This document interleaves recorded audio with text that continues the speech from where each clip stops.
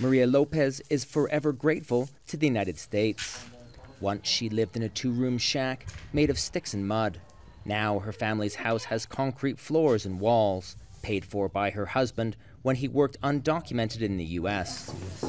Maria's eldest son continues to send home a few $100s a month. The 12 years my son has been working in the United States have been an enormous help for my family. With the money he sent back, we bought a small piece of land. He's also helped pay for school-related costs for his youngest siblings. A few streets away, Silvia Lopez dreams of moving out of her mother-in-law's home and having a house like Maria's. Her husband left for the United States last year to give their two daughters a better life.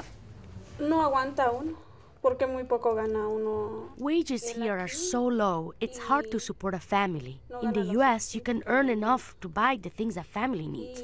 Here, we can't. But it's not just in small towns like this where remittances are vital to the economy. Last year, Guatemalans working abroad sent home a record $7.5 billion to relatives back here. That accounts for about 10% of the country's gross domestic product.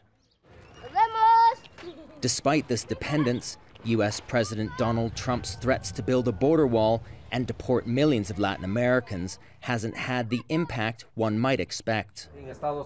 Florencio Hernandez was one of 290 residents swept up in a raid at an Iowa meatpacking plant 9 years ago.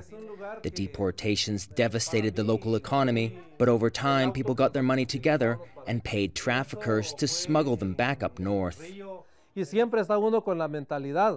People have always had a certain mentality. If you deport me today, tomorrow I'll be back in the United States. Why? Because people want to see the best for their kids. You always hear this in the U.S. Maria and her husband want their government to find common ground with U.S. politicians.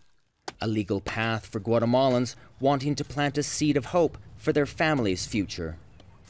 David Mercer, Al Jazeera, San Jose Calderas, Guatemala.